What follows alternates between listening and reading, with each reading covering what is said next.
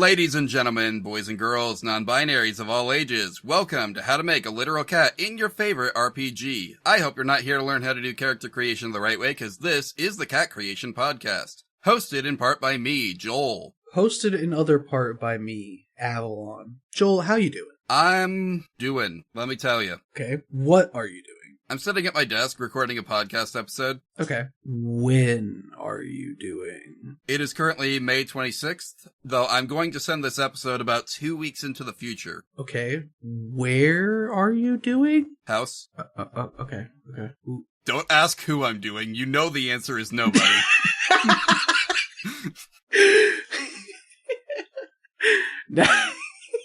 I can hear it. I can hear you were about to do it. You were thinking about it. I didn't know if Discord would pick that up or not. Oh, that's all right. Man, but laughing so hard, I hurt myself. I might need a doctor. What kind of doctor? A doctor who can help me, you know? Fair enough. I need a Doctor Who. Speaking of Doctor Who can help you, this is the Doctor Who episode. Welcome to episode 2 of Silver Screen Summer. Yeah, it's that time again. We're looking at the second edition of Doctor Who, Adventures in Time and Space, which, as I understand it, people don't like as much as they like the original Doctor Who, Adventures in Time and Space. But this is the one that I've got, so... We're gonna deal with it. Yeah. Anyway, y'all know the deal with Doctor Who. You got some, slightly charming British guy or girl or Scottish guy who will come to your hometown and solve some problem you didn't know you had that tried to kill you, and then be like, hey, you want to come along for the ride? And then you get lost, and you've lived 20 years, and you go back to your family, and you're like, oh my gosh, it's been 5 minutes since I left you guys. For you. Or you don't come back at all, which is the much more likely outcome of the Doctor's companions. Actually, yeah, that's sadly very true. Unfortunate reality. Well, hopefully that doesn't happen to the companion that we're making. Because it's a cat. That would be kind of sad. Yeah, that would be pretty sad. But yeah, we're making a cat. Who would have guessed, right? Jeez. Only the Literal Cat Podcast. Yeah. Well, before we make our Doctor Who cat, maybe this cat won't be the Doctor, but... It definitely won't. Dang. Well, before we do that, though, we've gotta lay some ground rules down. And if you're not new to the show, you know what these ground rules are. But if you are new to the show, the ground rules I'm talking about are the cat creation rules. These are the rules in which we must abide. They supersede the game's rules. They are the rules and law of this podcast. That is the truth. Would you like to start them off with rule number 1, Joel? Yeah, sure. Rule number 1 is we accept no cop-outs. We're making a cat, the exact animal that comes to mind when I say the word. No anthropomorphic races, no people turned into cats, no lions, no tigers, no other cop-outs you can imagine either. So I don't think we can make the Doctor regenerating into a cat. Probably not. Yeah, I think that counts as person turned into cat. That's my opinion on the topic. Even though technically it's a whole new person with a new personality and blah, blah, blah, blah, blah. I don't want to hear it, Doctor Who fans. He still remembers his past iterations. He remembers what he did. Yes. But yes. On to rule number 2. We cannot use homebrew/house rules. The rules in the rule book don't let something happen. We don't let it happen. Or we count it as a rule broken. That is correct. Rule number 3, if the game includes stats for a literal cat, those must be used or adapted to the game's character sheet. Sorry if I seem a little distracted. There's a little excerpt in the character creation chapter called You Can't All Play the Doctor. Which, yeah. Yeah. That makes sense. Somebody's gotta be the companion. Which actually fits into our next rule. You can't all play the Doctor, but the character you do play, their class, background, playbook, job, what have you, must exist in the game's core rules or as part of an official expansion. That is rule number 4, and yes, again, no homebrew stuff. Rule number 5, the cat can learn any skill available to its class, even if it's not something a cat could normally be trained to do. Rule number 6 is, if a tool would be physically impossible for a literal cat to use, even if comically downsized for them, they cannot use it. So the sonic screwdriver took on many different forms over the course of the series. You could probably find one that a cat could wield. Probably, but I think of all of the ones that they have shown in the series, I don't think a cat could wield a single one. Not even the sunglasses? There was sunglasses? Yeah, Peter Capaldi's doctor had Sonic sunglasses. Okay, well, yeah, I stopped at Matt Smith. I didn't know. I didn't know Peter Capaldi's doctor had it like that. That's actually crazy. Finding JPEG. Here you go. Got him his Sonic shades. That's just a pair of, like, $10 shades from the freaking gas station, bro. Yeah, but they got Sonic screwdriver technology in them. How? What the fuck? Alright. Sure. What are we on?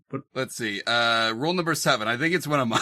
Yeah. The character sheet has a section that is meant to be filled out in collaboration with the whole table. We leave that blank so potential players make it fit the group they're playing with. Also, another reason not to play the doctor, because that makes it easier for it to fit into your existing party. Correct. And finally, rule number 8 is we have to keep track of every rule that we break. Pretty easy stuff. Yeah. I'm trying to find now the actual start of character creation. Alright. Am I repeating images or no? It's just this outline is poorly organized. Okay. I found a typo. Interesting. And I don't know if it is a typo or if it's wordplay because of the subtitle that's under it. But in the contents section, it says chapter on, let's get a shift on, instead of chapter 1. Huh. That's, yeah, I think that's a typo. Yeah, There is also another typo in the table of contents. There's no space between the title of chapter 2 and the page number. Like, you know, they have the dotted line. Wait, yeah, you're right.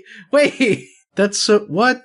Someone should have probably paid a little bit more attention to this table of contents. Yeah, they probably scrolled through and were like, yep, that is a table. Those are the contents. All right, cool, let's go. Yep, let's see. Anyway, what's it say? Page 20? Playing a role.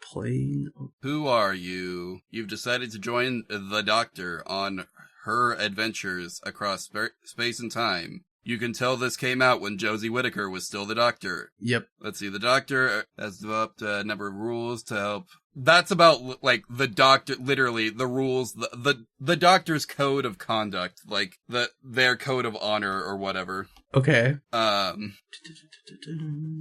trying to find where the actual character creation rules start. Yeah. Once you have talked with the other players and the game master about the type of adventures you'll be going on, it's time to determine who your character is. We can sum up who they are with a simple phrase called your character's concept. I don't know if this is it or not. It's on page 25. Yeah, I see it. If your character is alien or something other than human, include that here. Then try to sum up what you'd say your character is if you had to put it on a business card or one of those networking badges. Something like a literal cat. Yeah. It's not as difficult as you thought. Just keep it to the point. Absolutely. Are we in the right chapter? I don't feel like we are. It says that chapter 2 is where it starts. I guess, yeah, I guess we just have to go down the huge walls of text. Yeah, because concept, focus, experiences, attributes, skills, distinctions, story points, finishing touches. This feels a little too much like they're trying to work extra lore into every single step of the process. Yeah. I understand now why some people might not like this edition. Yeah, because here's the thing. The concept is like, keep it simple. Sum up who they are with a simple phrase. And then the concept section goes for 2.5 pages. And most of them are examples of characters from the show. Yeah.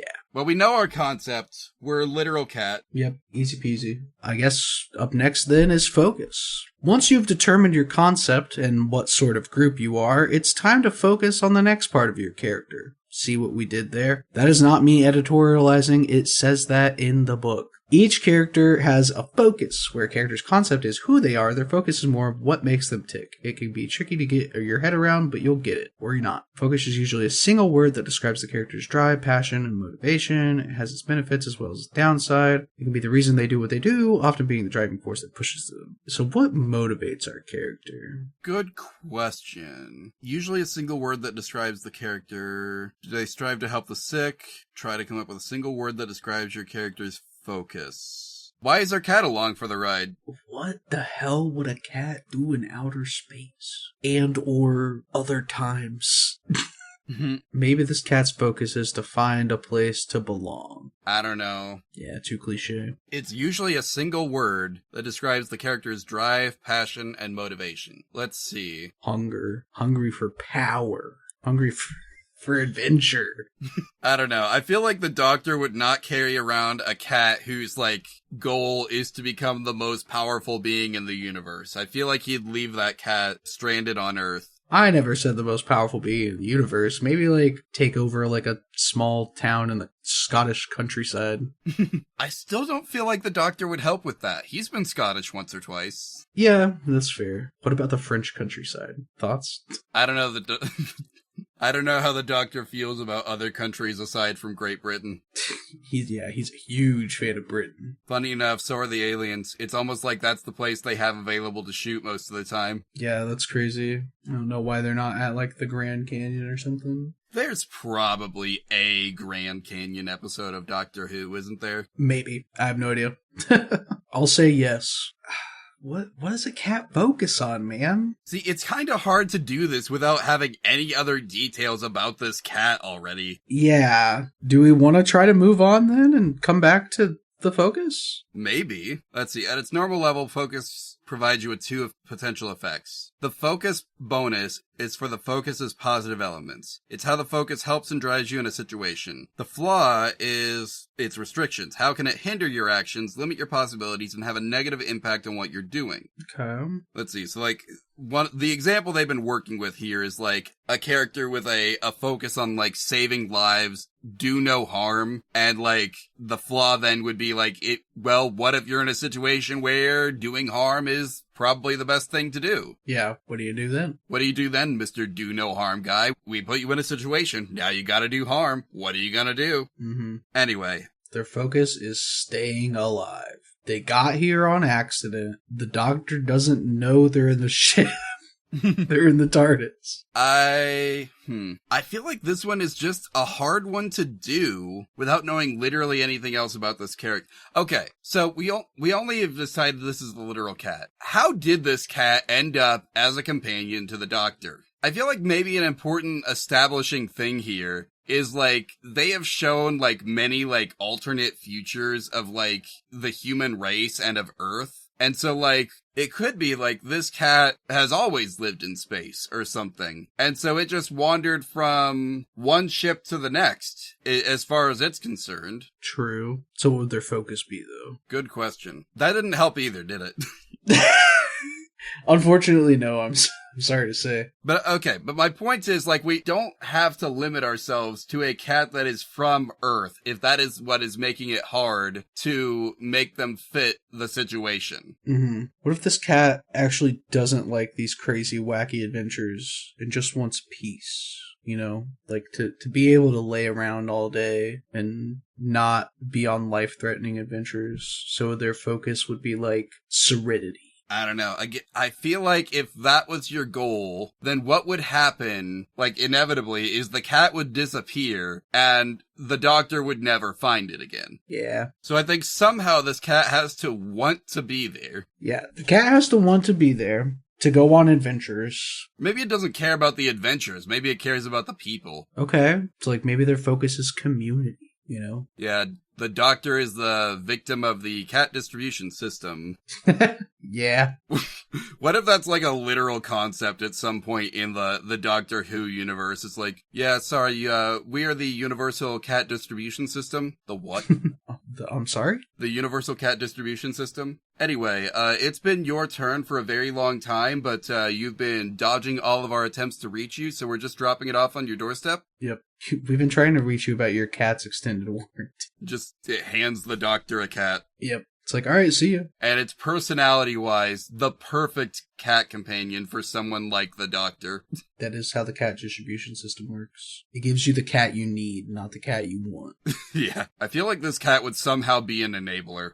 Yeah, that's kind of what I'm thinking. I'm thinking like This cat is all about the thrills. all about the thrills. All about the thrills! That's our focus! The thrills! The thrill! Alright. I'm sorry, what did you write in the name spot there? Holy moly? Yeah, I was just making sure the text boxes work.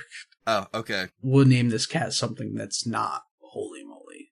Okay. Another example would be... Nope, never mind. That's just examples. Intensifying your focus as you continue your adventures. Okay, well, we haven't started ours yet. Never mind. Yep, nope. Experiences. The Doctor's companions had lives before the TARDIS appeared and whisked them away to go on adventures. They have friends, family, possibly jobs, and certainly some form of social life or hobbies. Or did we? Often there are important events from their past that they draw upon to help them in times of need. You never know when that time you delivered a baby while being trapped in a lift or sat up all night to console a grieving friend may have given you the experience you need to guide your actions in a crisis. That's crazy. You'll create 2 experiences to represent the life your character had before their adventures begin. They do not represent your character's entire life, but 2 major events that shaped them, help make them who they are. Now, one of these is a personal background experience, something that happened just to you and that shaped you in some way. The other is a shared experience, which connects you in some way to one of the other characters, or to an important non-player character that the game master helps determine. Okay. I think for now we have to assume it's an NPC. If you want to make this, relate to another character in your game, you can do that too. Yeah, but for us, since we have nobody else to connect to, we'll just create a guy. Yeah. They do have a roll chart here. Finally! It's a 2d6 roll chart. This is an interesting thing. Oh, it's not like your typical D66 table where it's 11, 12, 22, etc. No, this is 1 to 1, 2 to 2, blah blah blah. It's just another way of organizing the same kind of chart. I think you'll get the exact same number of results, but they've organized it arguably in a smarter way. Yeah, I guess I could see that being a bit of a smarter way, but it wigs me out a little bit. All right, are we ready for the first roll though? Yeah, roll it. Should I roll the top or the side first? Ooh, good. Let's start with the top. Okay, our top roll is 1. So row 1, or is it column 1? Yeah, column 1. Column 1, and then let's roll for the row. Row 6. Oh. Trained a wild animal. The one thing on this list that I was probably wouldn't be best to get that, of course. We can re-roll. Do we want to re-roll? It might be kind of hard to argue that we trained a wild animal. Yeah. Okay, how about a 3? Made friends easily. Yeah. Yeah, okay. Yeah, sure. If we're literally a product of some nebulous organization called the Universal Cat Distribution System. Made friends easily as a kitten. Everybody loved me. Yep. That's only because kittens are cute. Just wait till you get older. Yeah, but all the kittens were cute, and no one had as many friends as me. I was also sociable. Whoa. Imagine. Couldn't be me.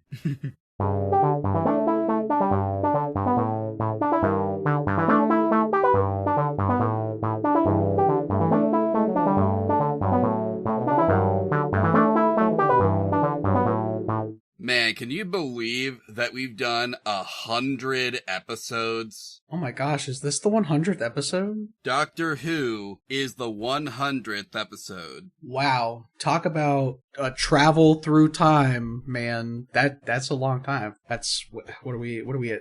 3 years of making episodes for this show? Yeah. Wild. Well, it's been really fun. Yeah, it has. Part of me is gonna miss it. Same. I'm happy we crossed the triple digits, though. That's a feat, in my opinion. It really is. How many others have not made it this far? Probably so many. Our last podcast didn't make it this far. No, it did not. We stopped at, I think, 69 episodes, if I remember correctly. I believe it was 69 episodes, because I was that show's not even available anymore, I don't think. Hey, if I can get my old college laptop up, half of it is still available. Oh no, I could access them. I just have to start paying for a service again. Oh, okay, I see.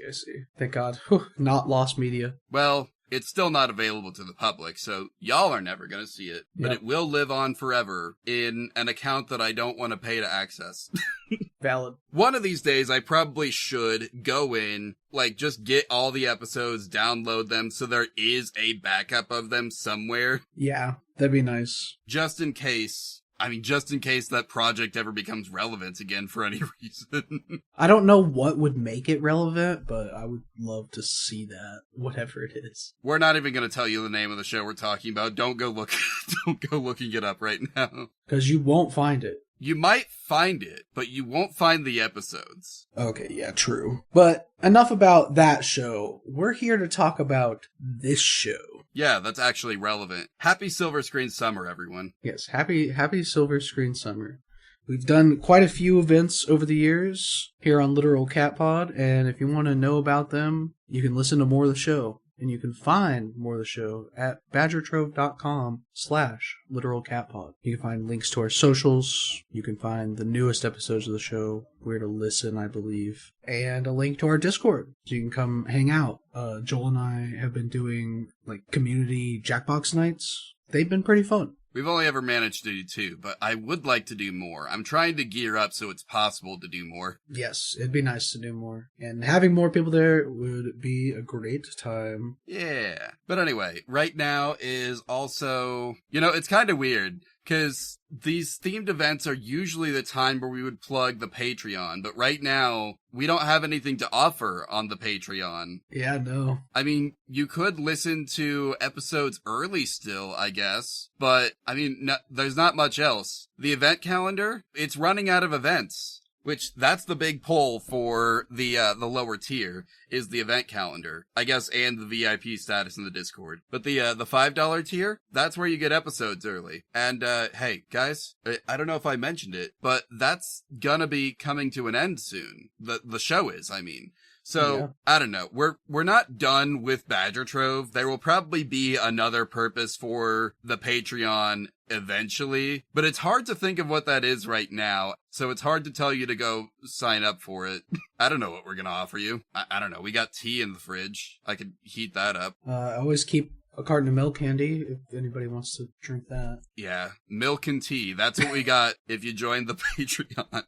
Yep. We're terrible hosts. Yeah, I don't host many parties. I prefer going to them. Well, anyway, I guess for now, we should probably tell people where to, find us so that they're not, completely in the dark when the show ends. Because this will no longer be a reliable source of information after that, believe it or not. Would you like to go first? Tell them where they can find you in the future? Yeah, so you all know me as Joel, right? But I'm retiring that name. Soon I will only be Omammer, and you will find me on YouTube, Blue Sky, Tumblr, Twitch, etc. at OmammerVT, where I roleplay as a pile of sludge and tentacles. Mammer, it's really brave of you to come out on the podcast like that. Oh, I'm still straight. Well, okay, but you're transitioning, though. Branding-wise, I guess. Hey, we're recording this during Pride Month. I'm not gonna steal valor. Okay, good.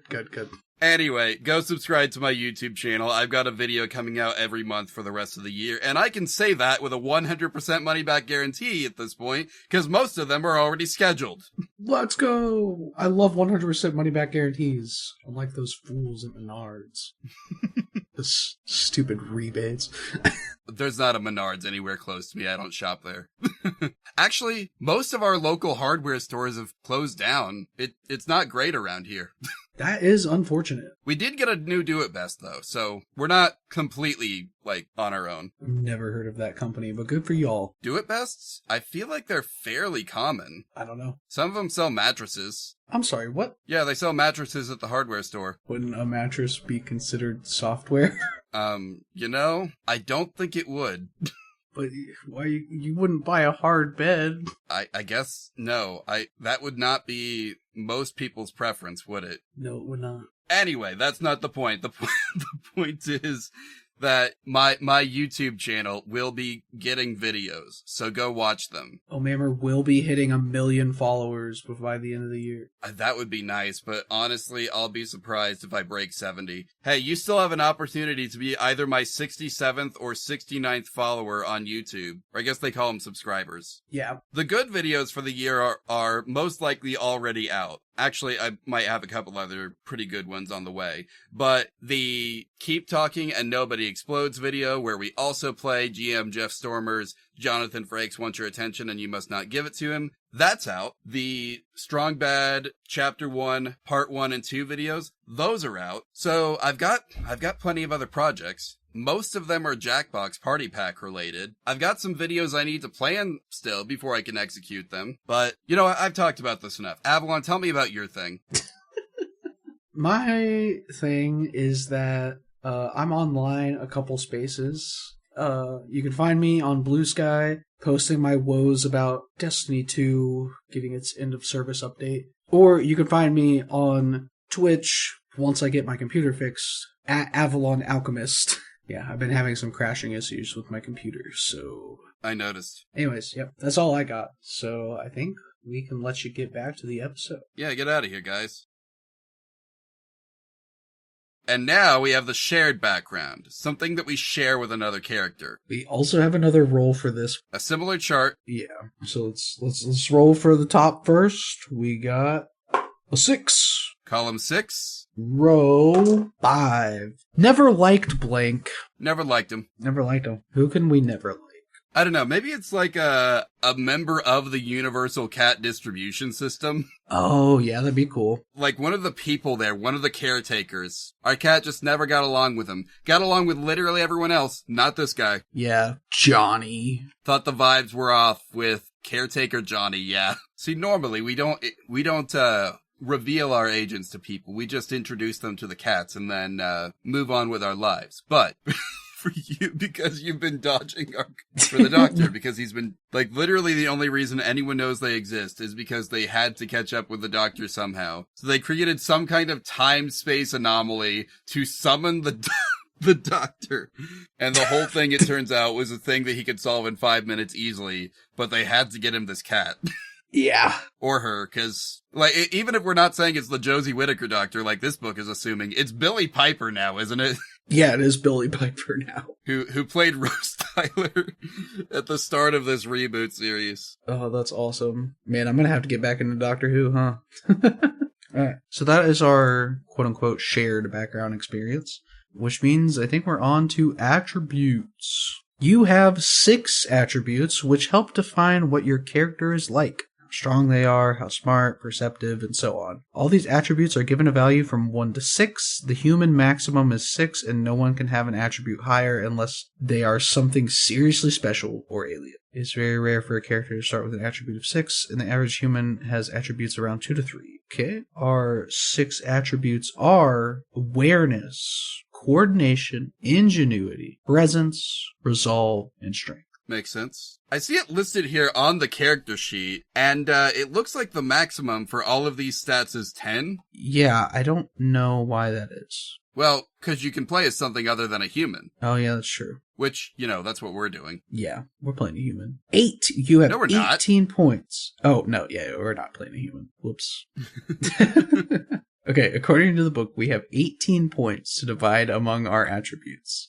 So I guess we gotta figure it out. I feel like awareness and coordination would be things that we could potentially be pretty high in. Yes. I don't know that the points will work out exactly this way, but do you want to hear me out real quick? What if we choose something like, I don't know, awareness, because a cat has like alternate senses to human senses, that like the cat can get higher than a 6 in, and then something like strength, which they can't get as high as a human in. Yeah, I think that would work. So like strength can max out at like 3, but awareness can max out at like 8 or 9. Something like that, yeah. I think that'd work. I'd allow it if I was the DM. It feels like a fair trade-off to me, especially since other people are going to be playing aliens that'll get similar trade-offs. Yes. Well, where do we want to put those 18 points then? Should we do like 1 in strength? Yeah, let's start with 1 strength.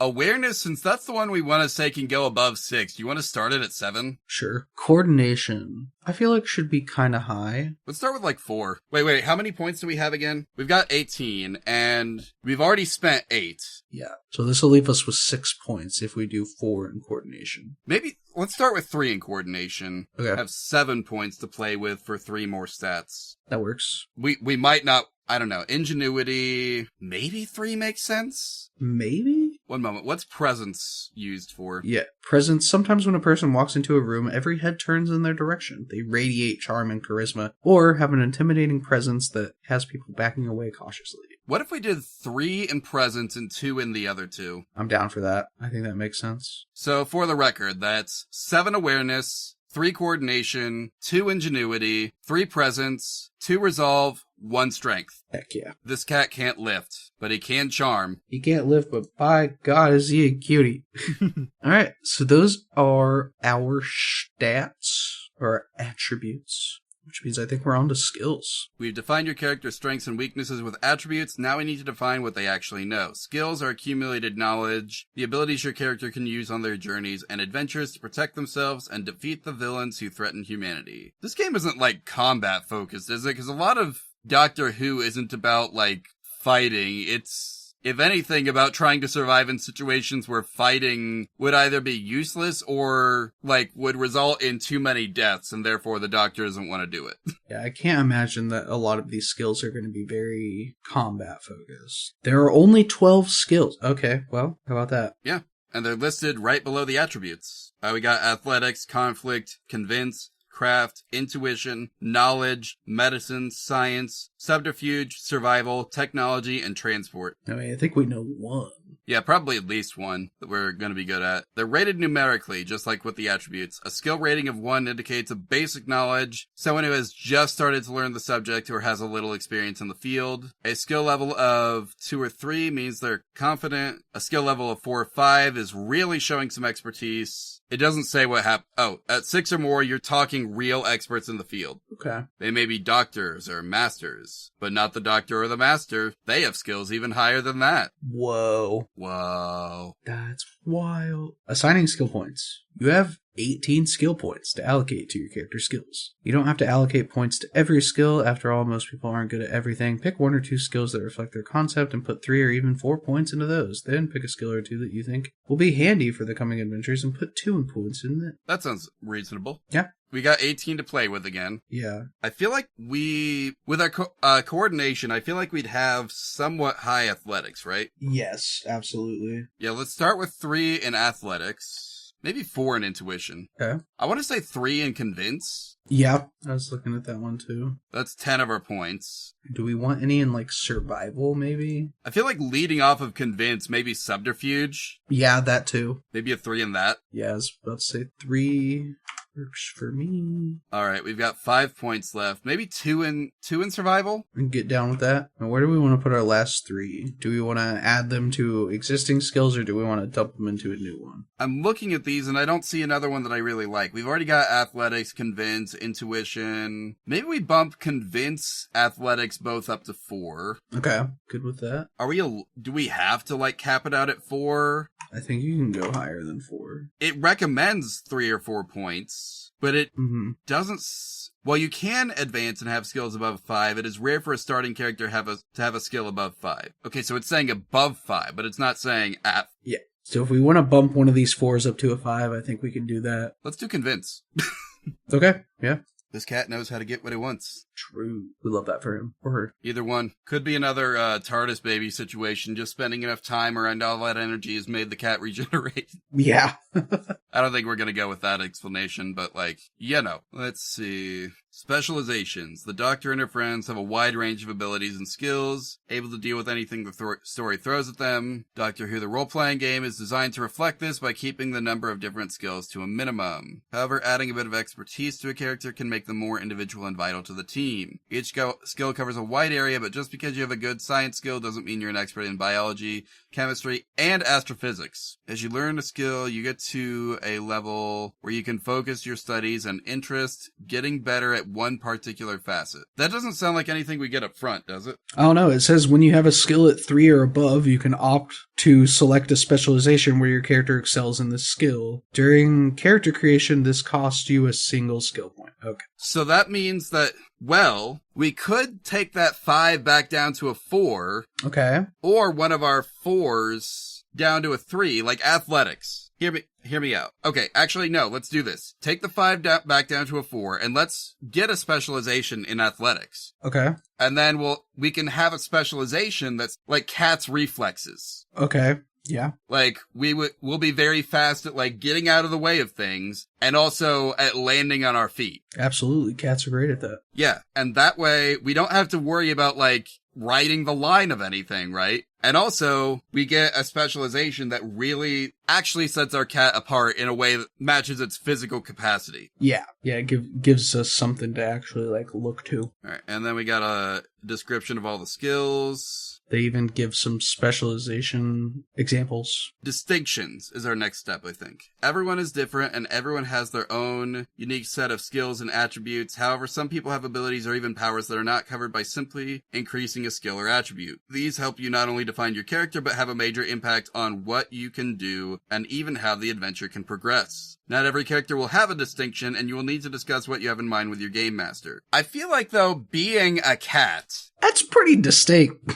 Yeah, I want to see, like, I'm looking through this a little bit. Like, I want to see if there's, like, specific ones. Because if there's not, and we can define a distinction, I think we could say, like, just talk about how small cats are relative to the rest of the party, right? Mm-hmm. That would be a distinction. Just, like, very little guy. Yeah, I think that's a very good distinction. Man, there's a lot of, like, examples for this. But it doesn't say... Let's see. The key thing to remember when choosing a distinction for your character is if it fits with what the game master has in mind. That said, the only real limit for what you want is your imagination. Players familiar with the first edition of the game could easily bring over some abilities listed there as distinctions, including clairvoyant, hypnosis, cyborg, telepathic, immortal, robot, etc. I guess our distinction should just be feline then, right? Yeah, something like small creature, feline, like literally a cat. Distinctions do not cover things that can be justified through skills or specializations, or by having higher attributes. I think we can argue that being able to fit into smaller spaces than anyone else in the party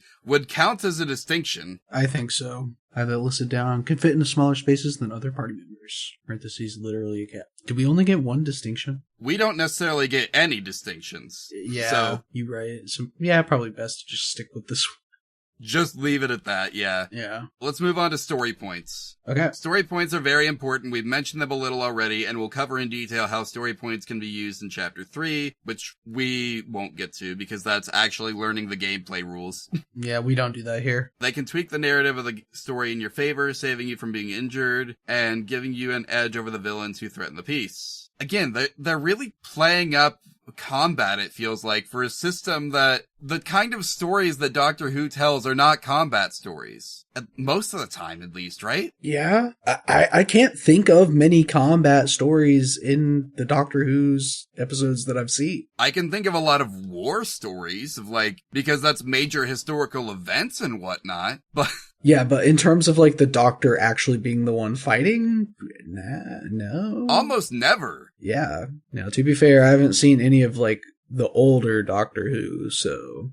Reboot, I think he was a lot more comfortable, like, fighting people. But part of the lore they came up with for what happened in between, like, the end of the original run and the start of the new run that started in the early 2000s. Was the War Doctor, right? Yeah, basically the war of the Time Lords. And now the Doctor and maybe the Master are the only ones left. Yeah. Is it ever confirmed that that the Master is actually a Time Lord? I mean, he regenerates like a Time Lord. What if he just happened to be a companion of a different Time Lord? And he spent too much time in their TARDIS. You know, I don't know, but I've seen that dude with 3 different faces, and that's like one of the most Time Lord things you can do. Okay, yeah, that's true. I didn't realize he had that many versions. I only remember the one. Oh, after you stopped watching, one moment, who was it? Crap, I can't think of her name. The Lady Doctor? No. Michelle Gomez played the Master for a couple seasons. Oh, okay. And then I can't remember who was the Doctor in the Josie Whittaker run, but there was another there was another guy playing the Master in that one. Yeah, I wouldn't know. I can't remember. There was a point where I knew most of the actors in Doctor Who's names, and I don't anymore. I'm a fake fan. Anyway. Fake fan. I think you're a real fan. I just haven't watched in like 2 years. You know, that's more recent than what I've seen, so. I haven't even seen the most recent season. Let's get back on track with story point. I know technically Doctor Who is on track, but onto the character guy. The character creation, most characters start with 12 points. However, if you've decided a distinction or 2, this figure is reduced by 2 for every distinction you have. Your starting story point total is the maximum number of story points you can keep between adventures. Oh, okay. So what you start with, that's your max. So we'd start with 10. Yep, because it's reduced by 2 for every distinction we have. Yep. We don't do anything with that right now. That's just a number that we get. Correct. At least I don't think we do anything with it right now. It doesn't look like it. Now, all it says is make a note of the limit on your character sheet, and before you start the game, get some tokens to mark your story points. Oh, okay. Finishing touches. Lots of little touches that finish the character off and make them more than just a string of numbers. First off, every character needs a name, and our character, we're probably not gonna name Holy Moly. No. Could name them Moly, though. Moly is a pretty good cat name, not gonna lie. That's what I'm thinking. Like Moley, like Moly? Yeah. Alright, sure, Moly. Let's go. Maybe this cat has like a body kind of shaped like a mole's. Yeah, maybe its face is like a little protruded. Oh, I'm trying to remember. Like kind of a pointy face. Yeah. And more of a round body. Yeah, kind of a rotund cat with a big pointed face. Let's see, cats with pointed faces. Long-nosed cat breeds. Here we go. That's what I need. We got the Oriental short hair. We got the Chowsy Oriental long hair. Yeah, that tracks. Highlander cats. There can be only one. You got Siamese cats.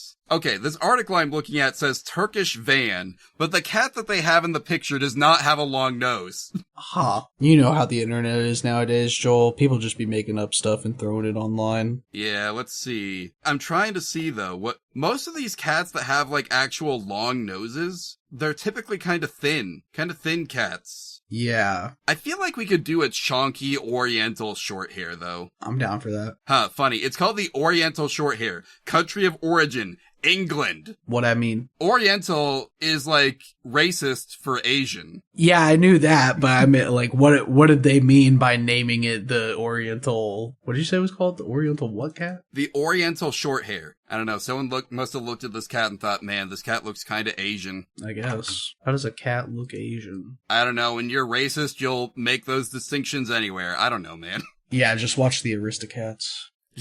Exactly, actually. Yeah.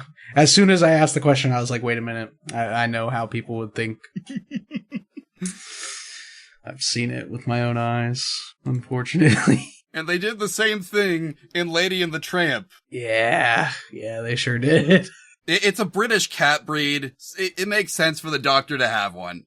Yeah, we're just a cat. Yeah, just who are they? You don't have to write a huge essay or draft up a family tree. Good. Our background is we were delivered to the Doctor by the Universal Cat Distribution... by the distribution system. Yep, pretty much. Which we've decided is an actual organization. Yes. Like straight up Scott Pilgrim style. The UCDS. The UCDS. It's terrible. Not a very phonetically sounding acronym. Fine. It's fine. Yeah, okay, so that's our background. Now it says 10 questions. A great way to bring a character to life is answer a series of simple questions about them. Here are 10 that we've designed to inspire you to create a three-dimensional character to join the Doctor on her adventures. I feel like we've made more of a one-dimensional, one-shot character, but... Yeah, but who's to say this character can't learn and grow, you know? I feel like this character could have some depth to it. Yeah. So we could move on to personality if we want, because that is the next step. I lied. Personality is not next. Home time period and technology levels. Yes. This can be a very important element when traveling through time. There's a space on the character sheet to define the character's home time period. This is so the game master can work out if a character is using technology in an adventure they'd be familiar with. Have a look at the technology level table and see where your character is from. What do we think? Okay, we've got to be around 6 or 7, I feel like. The Universal Cat Distribution System is an organization that would be aware of the Doctor, which means they have to be somewhere between 6 and 8. Yes. But I don't think I want to do 8. Yeah, I think I want to go 7. Like Advanced Interstellar Yeah, Advanced Interstellar Empire, but also the important distinction is no time travel, which is why it's been so hard for them to get this cat to the Doctor. Exactly. I think 7 is perfect. Also, I love the idea of just doing an adventure where you go to the Universal Cat Distribution Center headquarters. Yeah. Alright, now we can do personality. Yes. There's not a spot for this on. Tech level is right by Homeworld. No, I meant there's not a spot for personality. Oh, that's because divided into steps. We got personal goals, short-term and long-term. Oh, okay, I see. So everyone wants to do something with their lives, true. Everyone wants to achieve something, no matter how small. And to reflect this, every character has a goal. We're not talking football here. You should give some thought over what your character is like and come up with something that they'd like to achieve. I feel like if you did want to make notes about, like, just our personality, though, for the concept, it would be something like outgoing and thrill-seeking. Yeah, I think those will probably be the two that sum it up the most. Yeah. I think if you're going to put in buzzwords like that, it would be in the concept at the top of the sheet. We wanted a cat that would enable the Doctor and not help him or her. Not at all. Well, not like be a therapy cat, not get the Doctor to come to terms with things, because then she might settle down. Yeah, then the adventures might be over. If you're running from your past, you have nowhere to go. Or if you're not running from your past, you have nowhere to go. Right? Anyway, what's our cat's short-term goal, you think? There's a good chance you'll reach this goal within 2 to 3 episodes. Get the Doctor to accept you as a companion. Yeah, I guess that could be one, because in our mythos that we've drummed up, this cat was specifically designed to be the companion for the Doctor. And so we now have to get the Doctor on board with it. Can I fit this all in the one box? Barely. Okay, get the Doctor to accept us as their companion. Yeah, I feel like that would probably take a couple episodes if you're starting from, like, they just got dropped off on the Doctor's doorstep, essentially, you know? Mm-hmm. A long-term goal, though. Something that could take a whole season to achieve. Get Johnny fired from the Universal Cat distribution system. I don't know about that. It's not like we've established a lot of other stuff about this character yet, though. Yeah. Well, maybe this is where we establish something new about the character. Maybe this is where we say, this cat longs to rule a small village in the French countryside. I don't know. It's times like these where I wish I could go talk to my cats and be like, what are your guys' goals in life? And have them be like, I don't know. Say something. What's a goal? Yeah, they'd be like, what's a goal? What are you talking about? How are you talking to me? Long-term goal. Help every cat find a home. That would be a very long-term goal, yeah. Some of these are not like, okay, it says that this can be a motivating force rather than something that can be realistically attained. Oh, I mean, then yeah, that kind of works really well then. I think Molly would be probably the best cat at getting other cats to their homes, right? Yeah, this is just like a running subplot every other episode. You meet another cat, you help it find somewhere to live. Yep. Thus becoming part of the Universal Cat distribution system. It's Yep. Full circle. How many more finishing touches we got? Equipment and personal items. The Doctor and her friends rarely adventure to gain things. They travel to experience the adventure, the excitement, and to make the universe a better place. It is rare that someone is accepted into the TARDIS if they're only in it to make money and collect some valuable treasures on the way. Of course, even the Doctor can make mistakes in judgment. Or someone can state that's their goal, like Jack Harkness, and then, we find out over time that there's more to him, right? Yeah. Like, we had the whole Torchwood series for that. I forgot about the Torchwood series. I never saw it, so. I saw some of it. Didn't he end up being like the face of Bo? Sorry, spoilers for the Doctor Who reboot if you haven't caught up that far. But yeah, I'm pretty sure he turns out to be the face of Bo. It's implied that he becomes the face of Bo, who you meet at the Doctor meets the face of Bo at like the very end of his life, and it is supposedly Jack Harkness. The implication that it's him. Yeah, it's heavily implied that it's him, like, cause I don't know, there was something that made him like become immortal or something. They practically come out and he was say like, it. Oh, this sucks. Yeah, but yet another character where the Doctor was there at the beginning and at their end. About our gear, all characters should have the basics. Have a think about what you carry with you when you go out. What would a cat carry with them? Probably not much, right? Yeah, probably not. Any weird and bizarre equipment you need to suit the environment is probably somewhere in the TARDIS or another of the myriad rooms.